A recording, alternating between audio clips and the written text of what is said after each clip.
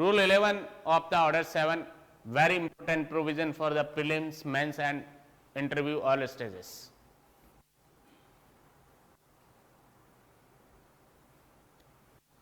Rejection of the plaint.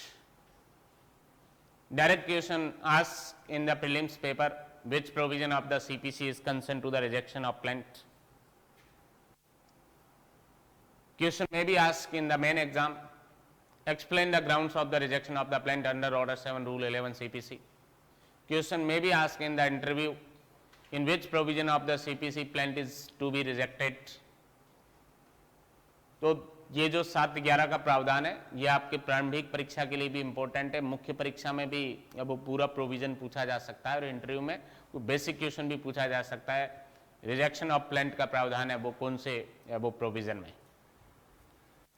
Rejection of plaint, the plaint shall be rejected, plaint shall be rejected in the following cases, in the following grounds. Upon which ground the plaint shall be rejected? There are 6 grounds specified under the Order 7 Rule 11 CPC, which upon which ground the plaint shall be rejected by the concerned court, where it does not disclose a cause of action. It means the plaint, where the plaint does not disclose a cause of action, it is the ground of the rejection of plaint. Where the relief claimed is undervalued and the plaintiff, on being required by the court to correct the valuation within a time to be fixed by the court, fails to do so. Plaintiff fails to do so, plaintiff fails to correct the that valuation, then it shall be ground of the rejection of the plaint. Where the relief claimed is properly valued, but the plaint is written upon the paper insufficiently stamped, and the plaintiff, on being required by the court to supply the requisite stamp paper within the time to be fixed by the court, fails to do so, fails to supply the requisite stamp paper within the time fixed by the court, then it shall be ground of the rejection of plaint. In clause C, this in so many barracks the word instead of the this written is mentioned, that is totally wrong. What is the correct? WRITTEN, not the RETURN, not the sense of the returning. Write down. Yes, next ground of the rejection of the plaint, where the suit appears from the statement in the plaint to be barred by any law. To be barred by any law. Next one, where it is not filed in duplicate, which is required under the Order 4 Rule 1st of the CPC.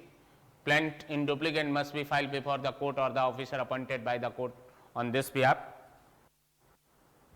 And last ground of the rejection of plaint is where the plaintiff fails to comply with the provision of the Rule 9. Where the plaintiff fails to comply the provision of the Rule 9 of Order 7. It means plaintiff fails to supply the copies of the plaint and the payment of the process fees. It is the ground of the rejection of plaint under the clause F of the Order 7 Rule 11 CPC. Provided that the time fixed by the court for the correction of the valuation or the supplying of the requisite stamp paper shall not be extended unless the court, for reasons to be recorded, is satisfied that the plaintiff was prevented by any cause of an exceptional nature from correcting the valuation or supplying the requisite stamp paper, as the case may be, within the time fixed by the court, and that refusal to extend the such time would cause the grave injustice to the plaintiff. Proviso empowered the court, once the time is granted by the court to correct the valuation of the suit or to supply the requisite stamp paper, but plaintiff is failure to correct the valuation and supply the stamp paper within that time, court has the power under the proviso to extend the time exceptionally. If the opinion of the court is that time is not extended, then injustice caused to the plaintiff. The grave injustice caused to the plaintiff, it is the opinion of the court, then in ends of justice, in interest of justice, court may extend the time for correct the valuation of the suit or to supply the requisite stamp paper. Salim Bhai and others versus State of Maharashtra 2003 Supreme Court. Salim Bhai and others versus State of Maharashtra 2003 Supreme Court. What was held by the Honorable Supreme Court in this case? Court held that in application under Order 7 Rule 11, court consider the plaint and the document produced with the plaint, not the written statement of the defendant and any other document produced by the defendant. What are the considerable for the courts to decide the application under the Order 7 Rule 11 CPC? The court shall confine only to the plaints or the documents which filed along with the plaint by the plaintiff under Order 7 Rule 14 CPC. Court cannot consider at that stage, at the time of the deciding the application under Order 7 Rule 11 CPC, the written statement of the defendant or the any other document produced by the defendant.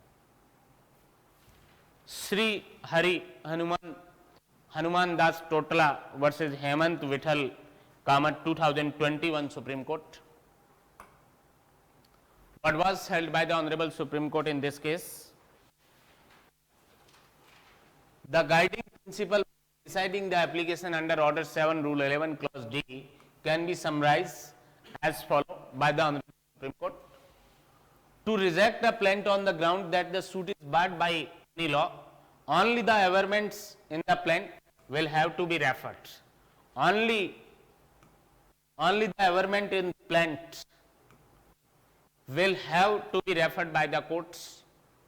The defense made by the defendant in the suit must not be considered while the deciding the merit of the application under Order 7 Rule 11 Clause D. To determine whether a suit is barred by res judicata, it is necessary that the previous suit is decided, the issues in the subsequent suit were directly and substantially in issue in the former suit. Third one, the former suit was between the same parties or the parties through whom they claim, litigating under the same title. And the last one, that these issues were adjudicated and finally by a court competent to try the subsequent suit. If all these things fulfill, all these conditions fulfill, then the suit is considered barred by the res judicata. Last guideline issued by the Honorable Supreme Court in this judgment: since an adjudication of a plea of res judicata, adjudication of the plea of res judicata require the consideration of the pleadings, issues and decision in the previous suit. What should consideration for the court? The pleading of the previous suit, issues in the previous suit and the decision of the previous suit. Such a plea will be beyond the scope of the Order 7 Rule 11 Clause D, where only the statement in the plaint will have to be presumed. It means if the any ground the barred by the suit is barred by the law, means the barred by the res judicata, it is not a ground for rejection of the plaint under Order 7 Rule 11 Clause D. That plea must be raised by the defendant in the WS written statement, and that issue may be decided as a preliminary issue or with the other issues involved in that suit, and there must be a decision or the judgment of the court. That ground is not covered under the Order 7 Rule 11 Clause D of the Civil Procedure Code. It is very explained by the Honorable Supreme Court in this case. Why? What is the reason not considered? The suit barred by the res judicata is not covered under the suit barred by the law under Order 7 Rule 11 Clause D. This is the reason which is given under the fourth guideline. For the consideration of the plea of res judicata, what is required? To consider the pleading of the former suit, issued in the former suit and the decision in the former suit, previous suit. But the scope under the order 7 rule 11 is only consider the plaint and the document produced along with the plaint. These document cannot be considered at the stage of the rejection of the plaint under the order 7 rule 11 CPC. Indirectly we can say that if plea of res judicata is taken by the defendant for the rejection of the plaint, the application of the defendant shall be dismissed and directed to the defendant that this plea must be raised in the WS, and the court can decide either as a preliminary issue or with the issues along with the other issues involved in that suit. V. Rajeshwari versus TC Sarvan Bawa 2003 Supreme Court. For the purpose of the invoking the order 7 rule 11 clause D of the court, no amount of the evidence can be looked into. No amount of the evidence to be looked into. The issues on the merit of the matter which may arise between the parties would be within the realm of the court at that stage. All issues shall not be the subject of an order under the said provision.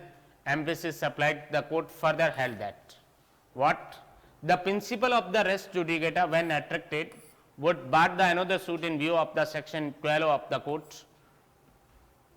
12 may be the section 11 because the res judicata is under section 11. 12 is another point. The question involving a misquotation of the law and fact which may require not only examination of the plaint but also the other evidence and the order passed in the earlier suit may be taken up either as a preliminary issue or at the final hearing, but the said question cannot be determined at the stage of the order 7 rule 11 CPC. This judgment also clear the earlier judgment. The plea of the res judicata, issue of the res judicata either can be decided as a preliminary issue or at the final hearing in that suit, but not decided at the stage of the order 7 rule 11 CPC. Then what are the differences between the rejection of plaint and return of plaint? This question may be asked in the main exam.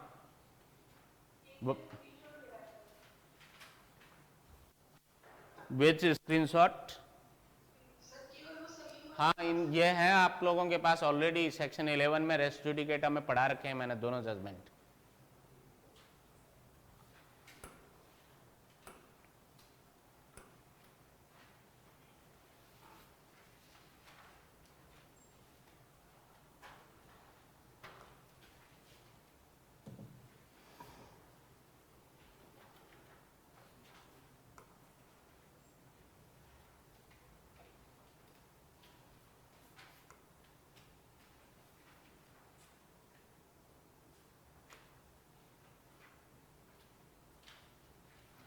Differences between the rejection of plaint and returning of plaint. Rejection of plaint, that is provided under the order 7 rule 11, and returning of plaint, that is order 7 rule 10.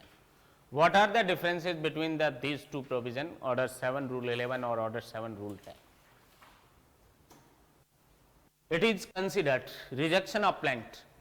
It is considered decree under the order under section 22 of the Civil Procedure Code, has the effect of the decree, whereas the order of return of plaint is not a decree, merely an order. Another difference between the rejection of plaint and returning of plaint, as it is decrees, it is appealable under section 96 of the Civil Procedure Code. Order of the returning of plaint is appealable under section 96 of the CPC as decree, whereas the order of returning of the plaint is appealable under order 43 and no second appeal is allowed. Then generally it is made at the primary stage of the suit by the trial court only. The order of the rejection of the plaint made at primary stage of the suit by the trial court only, whereas the order of returning of plant can be passed by the appellant court or revisional court also. Then plant may be rejected on not disclose the cause of action etc. grounds specified under the order 7 rule 11, whereas the plant may be returned when the court has no jurisdiction to try the suit. Then plaintiff can institute a fresh suit on the ground upon which the plant is rejected as per order 7 rule 13 CPC, whereas the plaintiff cannot institute the fresh suit in case of the returning of the plant. The plant which is returned to be produced to be presented before the competent court. No fresh suit be filed before the another court. These are the basic differences between the rejection of plant or return of plant under order 7 rule 11 और under order 7 rule 10 CPC. Hindi में आप देखेंगे वाद पत्र का नामंजूर किया जाना, रिजेक्शन ऑफ प्लांट। टाइटल या हेडिंग से डायरेक्ट क्वेश्चन आता है प्रारंभिक परीक्षा में। वाद पत्र का नामंजूर करने का प्रावधान निम्न में से किसमें है? आदेश 7 नियम 11, आदेश 7 नियम 10, आदेश 7 नियम 10A, आदेश 7 नियम 10B, इस तरीके के नियरेस्ट ऑप्शन रहेंगे। आपको वेरी क्लियर रहना है rejection of plant order 7 rule 11। किन आधारों पर वाद पत्र नामंजूर किया जा सकता है? ये 6 ग्राउंड जो है, 6 आधार आदेश 7 नियम 11 में दे रखे हैं। क्या आधार है?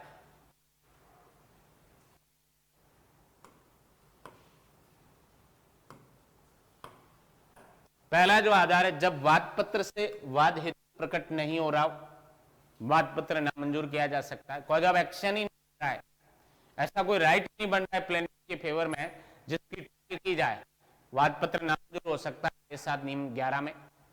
जब वादी वाद पत्र में दावाकृत अनुतोष का मूल्यांकन वादी ने,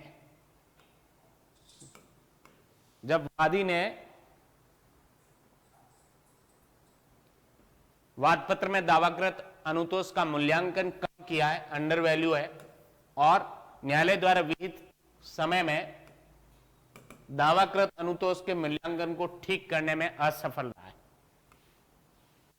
या वाद पत्र में दावाकृत अनुतोष का मूल्यांकन उसने सही किया है वादी ने, परंतु वाद पत्र अपर्याप्त स्टाम्प पत्र पर लिखा गया है। वहां जो रिटर्न वर्ड आ रहा है वो लिखा गया है, इस सेंस में आ रहा है, तो इसलिए रिटर्न WRITTEN करेक्ट होगा। RETURN यदि किसी बैरक में लिखा हुआ तो वो रॉन्ग है। वाद पत्र अपर्याप्त स्टाम्प पत्र पर लिखा गया है और वादी न्यायालय द्वारा विहित समय में अपर्याप्तता को ठीक करने में असफल रहा है। जो इनसफिशिएंसी थी, डेफिशिएंसी जो थी, उसको सप्लाई करने में या पूर्ति करने में असफल रहा है वादी। देन नेक्स्ट ग्राउंड, वाद विधि द्वारा वर्जित है। वाद पत्र में जो दिए गए कथन है उन कथनों से ही लग रहा है कि वाद विधि द्वारा वर्जित है, वाद पत्र को नामंजूर करने का आधार है वो शामिल हो सकता है, और इसमें परिसीमा का प्रश्न भी शामिल हो सकता है। परिसीमा का जो प्रश्न है वो भी शामिल हो सकता है, जब वाद पत्र को देखने मात्र से ही वाद परिसीमा अवधि के भीतर नहीं होना प्रकट होता है। जब प्लेंट के अंदर जो दर्शित किया गया वादी के द्वारा कॉज ऑफ एक्शन अराइज होने की डेट जो मेंशन की गई है और सूट इंस्टीट्यूट करने की डेट जो कंसर्न कोर्ट ने मेंशन की है, यदि क्लियर कट उनको देखने से और लिमिटेशन एक्ट को देखने से, जो शेड्यूल में जो टाइम लिमिट दे रखी है उसको देखने से ऐसा लग रहा है कि ये लिमिटेशन लॉ से बाहर है, ऐसे एबो सूट को भी, ऐसा प्लेंट जो है उसको भी रिजेक्ट किया जा सकता है। बट जहां प्लेंट से ऐसा दर्शित नहीं होता है और डिफेंडेंट ऑब्जेक्शन लेके आता है WS के अंदर की ये सूट है वो प्लेंटिव का लिमिटेशन लॉ से बाहर है, 7/11 का ग्राउंड नहीं होगा, वो उसको इश्यू बना के तय करना होगा, इधर प्रीमियरली इश्यू के रूप में या फाइनल हियरिंग में उस इश्यू को है वो तय किया जाएगा। परंतु मूल्यांकन की शुद्धि के लिए या अपेक्षित स्टाम्प पत्र को देने के लिए न्यायालय द्वारा नियत समय तब तक नहीं बढ़ाया जाएगा जब तक कि न्यायालय का अभिलिखित किए जाने वाले कारणों से यह समाधान नहीं हो जाता है कि वादी किसी असाधारण कारण से न्यायालय द्वारा नियत समय के भीतर मूल्यांकन को सही करने और अपेक्षित स्टाम्प पत्र को देने से रोक दिया गया था। इस कारण से, किसी पर्याप्त कारण से, असाधारण कारण से जो है एक्सेप्शनल किसी कॉज या रीजन के कारण वो अपेक्षित समय में वाद पत्र का मूल्यांकन सही नहीं कर पाया या अपेक्षित स्टाम्प पत्र है वो दे नहीं पाया, वहां और ऐसे समय बढ़ाने से इनकार करने से क्या होगा, वादी के प्रति गंभीर अन्याय होने की संभावना है। तो ऐसी कंडीशन में न्यायालय जो एक बार उसने समय दिया है वो मूल्यांकन को सही करने का या स्टाम्प पत्र की या वो सप्लाई करने का, उस समय को बढ़ा भी सकता है, एक्सटेंड भी कर सकता है फर्दर। ये कोर्ट की इस परंतु के अंदर है वो पावर है। वाद पत्र 2 प्रतियों में पेश नहीं किया गया है। आदेश 4 के नियम 1 के अंदर स्पष्ट रूप से उल्लेख है, वाद पत्र 2 प्रतियों में पेश किया जाएगा। Plaint in duplicate shall be presented before the court or the officer appointed by the court in this behalf. वाद पत्र 2 प्रतियों में न्यायालय के समक्ष या न्यायालय द्वारा इस प्रयोजन के लिए नियुक्त अधिकारी के समक्ष पेश किया जाएगा। मैंडेटरी है, शैल be presented in duplicate, shall be presented in duplicate mandatory provision है। यदि उसकी वायलेशन किया गया है, केवल एक प्रति में वाद पत्र पेश किया गया है, तो वाद पत्र को नामंजूर करने का आधार होगा। प्लेंट को रिजेक्ट किया जा सकता है इस ऑर्डर 7 रूल 11 में। और लास्ट जो ग्राउंड है, वाद आदेश 7 नियम 9 के प्रावधानों की अनुपालना करने में असफल। वादी जो है आदेश 7 नियम 9 के प्रावधानों की अनुपालना करने में असफल रहा है। इसका मतलब क्या हुआ, वादी ने, जो न्यायालय ने आदेश किया था आदेश 7 नियम 9 के अंदर 7 दिन के भीतर वाद पत्र की सादे कागज पर उतनी प्रतियां जितनी संख्या में प्रतिवादी है और उन पर समन की तामील के लिए आदेशिका फीस का भुगतान करने का, वादी ने न तो वाद पत्र की प्रतियां उपलब्ध करवाई कोर्ट को 7 दिन के भीतर और न आदेशिका फीस का संदाय किया 7 दिन के भीतर, तब वाद पत्र उसका है वो रिजेक्ट हो सकता है इस ऑर्डर 7 रूल 11 में। ये लास्ट वाले जो दोनों ग्राउंड है ई और एफ, ये 99 का जो अमेंडमेंट था उससे है वो ऐड हुए। 1999 का जो संशोधन था उस संशोधन के द्वारा इन दोनों को है वो ऐड किया गया, ई और एफ को, जो 1 जुलाई 2002 को है वो लागू हुआ था। जिस तरीके से प्लेंट को रिजेक्ट करने का प्रावधान ऑर्डर 7 रूल 11 में, सिमिलरली अपील को भी रिजेक्ट करने का प्रावधान दे रखा है। वो कहां है, ऑर्डर 41 रूल 3 में। Rejection of appeal is provided under the order 41 rule 3। Appeal को भी नामंजूर किया जा सकता है, आदेश 41 के नियम 3 में ऐसा प्रावधान है। और प्लेंट को रिजेक्ट किया जा सकता है ट्रायल कोर्ट के द्वारा, ऐसा ऑर्डर 7 रूल 11 सीपीसी में प्रावधान है। राजस्थान न्यायालय फीस मूल्यांकन अधिनियम 1961 की धारा 61, जिसका ऑर्डर 7 रूल 11 से कुछ कनेक्शन है, वाद पत्र नामंजूर करने आदि में पूर्णतः या अंशतः न्याय फीस का संदाय करने की न्यायालय की विवेक की शक्ति, ये कोर्ट को एम्पावर करता है। सेक्शन 61, रिफंड ऑफ हॉल और partly fee in case of the rejection of plaints.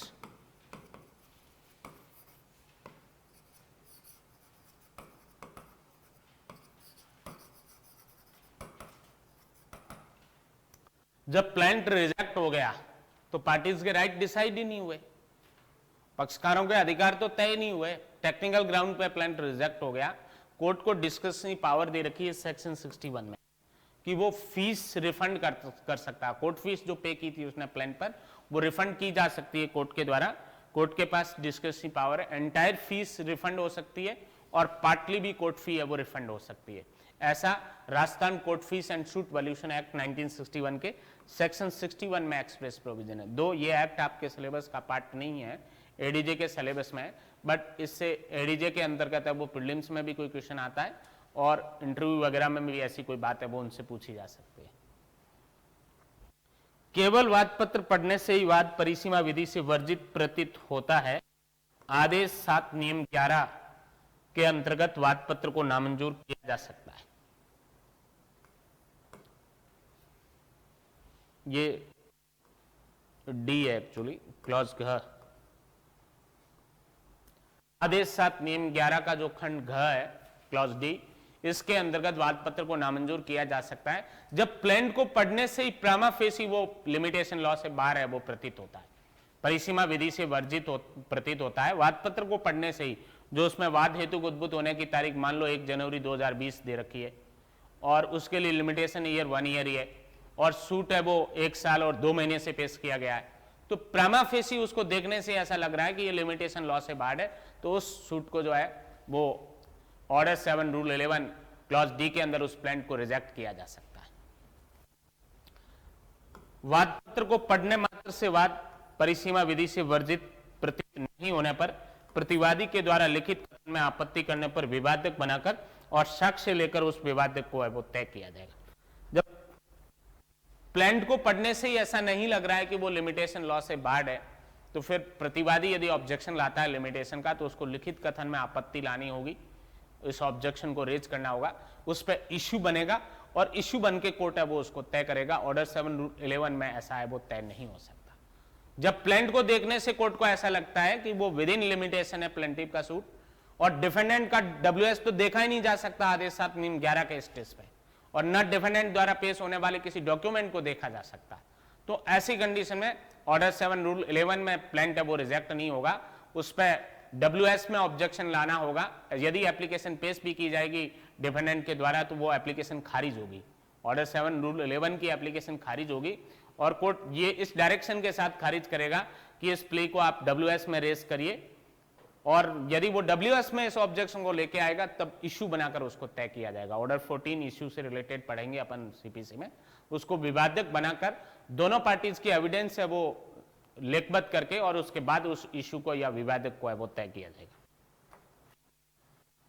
वाद पत्र को नामंजूर करने और वाद पत्र को लौटाने में क्या अंतर है, ऐसा मेन एग्जाम में डायरेक्ट क्वेश्चन पूछा जाता है। अभी पिछला जो एग्जाम था उसमें या उससे पिछले एग्जाम में आरजेएस में पूछा भी गया ऐसा क्वेश्चन। वाद पत्र को नामंजूर करना, ये आदेश 7 नियम 11 में और ये आदेश 7 नियम 10 में, इसको अलग से आपको डिफरेंस में मेंशन नहीं करना है, ब्रैकेट में इसके पास ऊपर है वो टाइटल में ही लिखना है। इसको ऐसा नहीं लिखना है कि साहब ये प्रावधान 7-11 में और ये 7-10 में, ये डिफरेंस ही नहीं है। कॉम्पिटेटिव एग्जाम के पर्पज के लिए एलएलबी में चल जाएगा ऐसा डिफरेंस।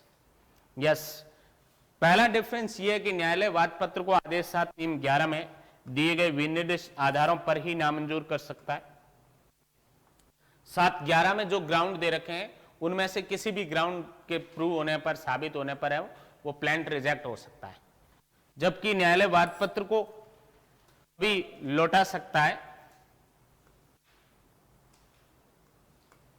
कभी लौटा सकता है जब न्यायालय को वाद का विचारण करने की अधिकारिता नहीं। वाद पत्र को लौटाने का आधार केवल एक ही है, क्या? वाद का विचारण करने का क्षेत्राधिकार नहीं। Court has no jurisdiction to try the suit, only a sole or single ground of the returning the plaint, but rejection of plaint के 6 ग्राउंड है। वाद पत्र को नामंजूर करने के आदेश 7 नियम 11 के अंदर 6 आधार दे रखे, उनमें से किसी भी आधार पर रिजेक्शन है वो या वाद पत्र को नामंजूर करने का ऑर्डर है वो हो सकता है। सेकंड डिफरेंस, वाद पत्र को नामंजूर करने पर उसी वाद हेतु पर नया वाद संस्थित कर सकता है, ऐसा ऑर्डर 7 रूल 13 में आपको पढ़ने को मिल जाएगा। यदि प्लेंट रिजेक्ट हुआ है तो ऐसी कंडीशन में फ्रेश सूट फाइल किया जा सकता है। प्लेंटिव के लिए फ्रेश सूट फाइल किया जाना बाढ़ नहीं है, रेस जुडिकेटा लागू नहीं होता है रिजेक्शन ऑफ प्लेंट पे, because there is no determination of the rights of the parties. Res judicata के लिए क्या जरूरी है? Determination of the rights of the party, there must be adjudication, न्याय निर्णय होना चाहिए। यदि टेक्निकल ग्राउंड पर प्लेंट रिजेक्ट हुआ है, रेस जुडिकेटा लागू नहीं होगा। ऑर्डर 7 रूल 13 सीपीसी में एक्सप्रेस प्रोविजन है कि plaintiff within the limitation law fresh suit file कर सकता है, जबकि वाद पत्र को लौटाए जाने पर वादी नया वाद नहीं ला सकता, नया वाद नहीं संस्थित कर सकता। जो प्लेंट रिटर्न किया गया उसी प्लेंट को दूसरे कोर्ट के सामने पेश किया जाएगा। दूसरा प्लेंट है वो तैयार नहीं होगा, उसके अंदर दूसरा सूट है वो नहीं होगा। जो पहले जिस इनकॉम्पिटेंट कोर्ट में पेश किया गया था उसी प्लेंट को है वो दूसरे कोर्ट के समक्ष है वो पेश किया जाएगा। देन वाद पत्र को नामंजूर करने का विचारण न्यायालय ही द्वारा किया जाता है। ये ट्रायल कोर्ट की ही पावर है रिजेक्शन ऑफ प्लेंट का ऑर्डर करने की, ऑर्डर 7 रूल 11 में। जबकि वाद पत्र को लौटाने का आदेश ट्रायल कोर्ट भी कर सकता है, अपीलेंट कोर्ट भी कर सकता है और रिविजनल कोर्ट भी कर सकता है। आदेश 7 नियम 10 का जो सब रूल फर्स्ट और उसका एक्सप्लेनेशन, उन दोनों को एक साथ पढ़ोगे आप तो रिटर्न ऑफ प्लेंट, वाद पत्र को जो लौटाने का आदेश विचारण न्यायालय भी कर सकता है, अपीलीय न्यायालय भी कर सकता है और पुनरीक्षण न्यायालय भी कर सकता है। वाद पत्र को नामंजूर करने का आदेश सिविल प्रक्रिया संहिता की धारा 2(2) के अंतर्गत डिक्री की परिभाषा में आता है, डिक्री की परिभाषा में शामिल है, जबकि वाद पत्र को लौटाने का आदेश डिक्री की परिभाषा में नहीं आता है, यह केवल आदेश है। वाद पत्र को नामंजूर करने के आदेश की अपील डिक्री की तरह सिविल प्रक्रिया संहिता की धारा 96 में हो सकती है, जबकि वाद पत्र को लौटाने के आदेश की अपील आदेश 43 के अंतर्गत है वो हो सकती है। वो डिक्री की तरह अपील होगी सेक्शन 96 में, और ये मेयर ऑर्डर है, इसलिए ऑर्डर 43 के रूल फर्स्ट में इसकी है वो अपील होगी। तो इस तरीके से ये वाद पत्र को नामंजूर किए जाने और वाद पत्र लौटाने के अंतर है, जो आप मेन एग्जाम में यदि ऐसा क्वेश्चन आता है तो उसको इजीली अब नोट डाउन कर सकते हैं। केवल प्रोविजन पढ़ने से, केवल इस प्रोविजन पढ़ने से ये सारे डिफरेंस समझ में नहीं आएंगे, इनके और एस्पेक्ट भी जब आप समझोगे तब जाके ये डिफरेंस समझ में आएंगे।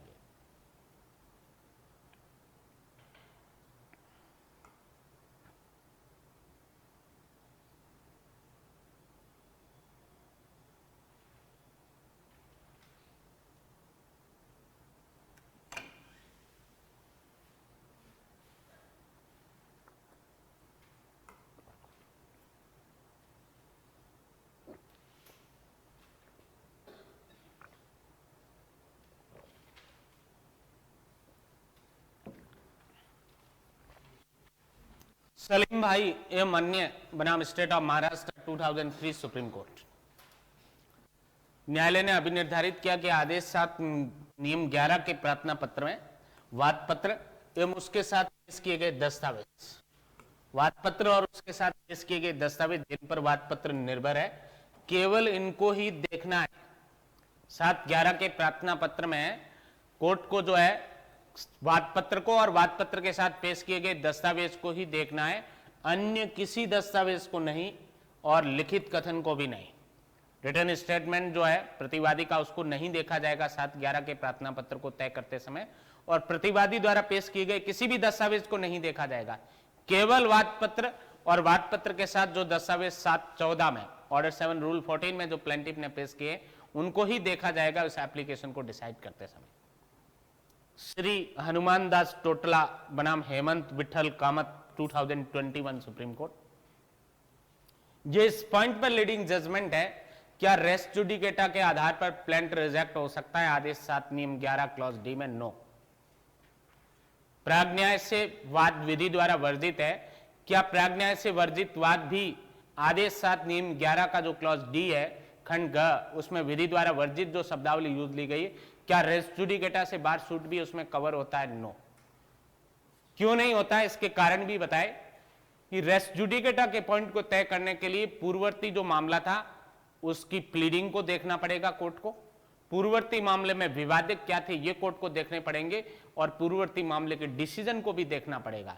जबकि 7/11 के एप्लीकेशन को तय करते समय कोर्ट को केवल प्लेंट और प्लेंट के साथ पेश किए गए दस्तावेज देखने हैं, किसी और डॉक्यूमेंट को कोर्ट नहीं देख सकता। इसलिए रेस जुडिकेटा के आधार पर जो सूट बार्ड बाय लॉ है वो 7(11) के क्लॉज डी में कवर नहीं होता है।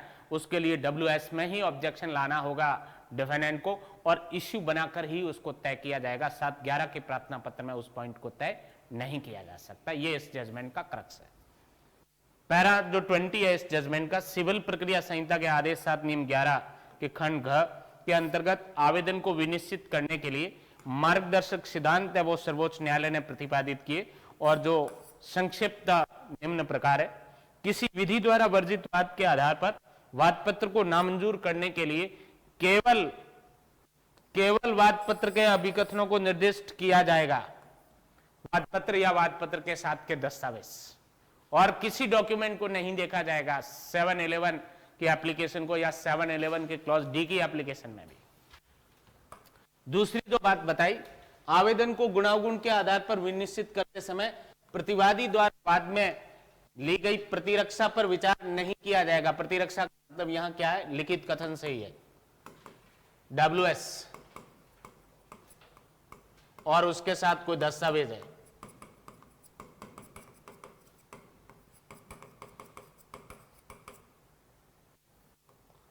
लिखित कथन और उसके साथ कोई दस्तावेज जो प्रतिवादी ने पेश किया है उसको नहीं देखा जाएगा 7/11 के क्लॉज डी की एप्लीकेशन को डिसाइड करते समय। तीसरी जो बात कही, यह अवधारित करने के लिए कि क्या वाद प्राग न्याय द्वारा वर्जित है, क्या बातें कोर्ट के द्वारा देखी जाएगी, 4 बातें देखी जाएगी। क्या पूर्ववर्ती वाद विनिश्चित हो चुका है, पश्चातवर्ती वाद के विवादक पूर्ववर्ती वाद में प्रत्यक्षता और साधता विवादक थे, पूर्ववर्ती वाद उन्हीं पक्षकारों के बीच या उन्हीं पक्षकारों के माध्यम से दावा करने वाले व्यक्तियों के बीच है और उसी हक के अधीन मुकदमाबाजी है, वे विवादक पश्चातवर्ती वाद का वितरण करने के लिए सक्षम न्यायालय द्वारा न्याय निर्णीत और पूर्ण रूप से विनिश्चित हो चुके हैं। ये सारी बातें हैं, वो प्राग न्याय के पॉइंट को है, वो कोई वाद प्राग न्याय द्वारा वर्जित है या नहीं है, उसको देखने के लिए कोर्ट को ये सभी बातें देखनी होगी। नेक्स्ट 4th पॉइंट वो सबसे ज्यादा इंपॉर्टेंट है। प्राग न्याय के अभिभाग का न्याय निर्णय करने के लिए पूर्ववर्ती वाद के अभिवचन को देखना पड़ेगा कोर्ट को, पूर्ववर्ती वाद के विवादकों को देखना पड़ेगा कोर्ट को, और पूर्ववर्ती वाद के निर्णय को भी देखना पड़ेगा कोर्ट को, उस पर विचार करना अपेक्षित होता है। प्राग न्याय का अभिभाग सीपीसी के आदेश 7 नियम 11 क्लॉज डी की परिधि से बाहर होगा, क्योंकि 7-11 के अंतर्गत किसी भी क्लॉज के अंदर एप्लीकेशन को डिसाइड करते समय कोर्ट को केवल प्लेंट और प्लेंट के साथ पेश किए गए दस्तावेज को देखना है, अन्य कोई डॉक्यूमेंट नहीं देखा जाएगा। जब पूर्ववर्ती जो फॉर्मर सूट था उसकी प्लीडिंग को भी कोर्ट को देखना है, फॉर्मर सूट के इश्यूज को भी कोर्ट को देखना है, फॉर्मर सूट के डिसीजन को भी कोर्ट को देखना है। यह 7-11 की एम्बिट से बाहर है, ये जो है 7-11 की जो परिधि या स्कोप है उससे बाहर है, इसलिए रेस्ट जुडिकेटा से जो बार्ड सूट है वो 7-11 के क्लॉज डी के अंतर्गत कवर नहीं होगा, उसके लिए अलग से है वो प्ली लेनी होगी लिखित कथन के अंदर, और उसको केवल विवादक बनाकर ही डिसाइड किया जा सकता है, या तो प्रीमिनरी इश्यू के रूप में डिसाइड हो सकता है या अन्य विवादकों के साथ अंतिम सुनवाई के अंदर है वो डिसाइड हो सकता है, जिसमें केवल वाद पत्र के कथनों का परिशीलन करना होता है। 7-11 की परिधि क्या है? केवल वाद पत्र के कथन, प्लेंट में जो स्टेटमेंट दिए गए हैं, प्लेंट में जो एबरमेंट्स है, एलिगेशन है, केवल उनको ही देखना होगा या उसके साथ कोई डॉक्यूमेंट है उसको देखना होगा, इसके अलावा अन्य किसी डॉक्यूमेंट को नहीं देखा जा सकता। इसलिए रेस्ट जुडिकेटा से बार्ड सूट 7-11 क्लॉज डी की परिधि से बाहर है। वी राजेश्वरी बनाम टीवी सरवन बावा 2003 सुप्रीम कोर्ट, पैरा नंबर 22 जो इस जजमेंट का है, सीपीसी के आदेश 7 नियम 11 के खंड घ के लागू होने के प्रयोजन के लिए साक्ष्य को नहीं देखा जा सकता, साक्ष्य को नहीं देखा जा सकता, एविडेंस को नहीं देखी जा सकती इस स्टेज पर। मामले के गुणावगुण पर विवादक जो पक्षकारों के बीच उद्भूत हो सकते हैं इस प्रक्रम पर न्यायालय की परिधि में नहीं होंगे, और सभी विवादक आदेश 7 नियम 11 में पारित होने वाले आदेश की विषय वस्तु नहीं होंगे। देन पैरा नंबर 23, यह भी अभी निर्धारित किया गया कि प्राग न्याय का सिद्धांत तब लागू होगा जब सिविल प्रक्रिया संहिता की धारा 11 के अर्थ में दूसरे वाद का वर्जन हो। 11/12 मान ले आप ज्यादा से, क्योंकि रेस्ट जुडिकेटा दोनों पार्टीज पे लागू होता है, और 12 जो है वो केवल प्लेंटिव की वो बात करता है, इसलिए 12 नहीं हो सकता, सेक्शन 11 ही होगा। विधियम तथ्य के मिश्रित प्रश्न जिसमें न वाद की परीक्षा आवश्यक है बल्कि अन्य साक्ष्य और पूर्ववर्ती वाद में पारित आदेश को भी प्रारंभिक को भी वो देखा जाता है,